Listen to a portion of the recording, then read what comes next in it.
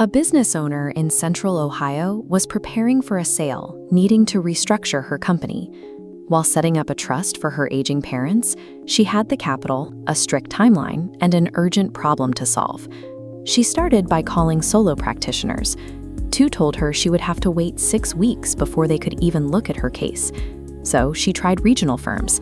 They demanded a $40,000 retainer before they would even schedule an initial consultation. Out of options, she pieced together advice from a paralegal friend and an online template service. The sale eventually closed 9 months late. She left real value on the table that a single good advisor could have caught in an afternoon. This financial loss stems from a structural gap in the market, one that most firms build their entire business around without ever noticing. If you analyze the business models of most legal, accounting, or engineering firms, you'll find they are built to capture one of two specific client profiles. The first is the enterprise account, landing Fortune 500 legal departments or hospital systems where the margins are high, but the sales cycles take months. This distribution curve maps the market. On the opposite end is the commodity scramble, document mills and hourly shops surviving on high volume and thin margins. Right between those peaks sits the middle market, businesses pulling in $2 to $50 million a year. A physical therapy practice with 40 employees or a commercial contractor has needs far too complex for a basic template shop. Yet their budgets aren't big enough to get the attention of an enterprise sales team. By aggressively optimizing for only the top and bottom of the market, the professional services industry has effectively abandoned the middle. This friction is the result of a mechanical failure in how the firm is built to operate. From the moment a lead arrives, the firm's internal logic is often set up to filter them out. It starts with marketing.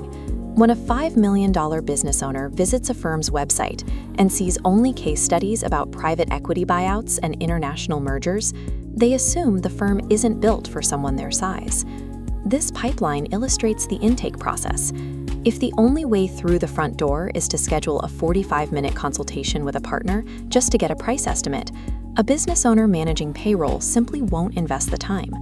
And if they do make it to a proposal, they face open-ended hourly billing. Corporate legal departments can manage that uncertainty, but for a mid-sized owner, an uncapped fee structure is an unacceptable risk. These systems work exactly as intended for enterprise and commodity clients. But together, they construct an impenetrable wall that drives away a firm's most profitable potential prospects. The financial damage caused by these systems never shows up on a spreadsheet. When prospects hear about a 6-week waitlist or a massive retainer, they hang up the phone, leaving no record of the lost opportunity. Foundry tracked abandoned inquiries for a regional engineering firm over a single quarter and found it was turning away 15% of its inbound leads. These were viable projects, but the firm lacked the internal structure to say yes to them. Firms are blindly walking away from a high-margin revenue stream, operating under the assumption that their current pipeline is capturing all available value in the market.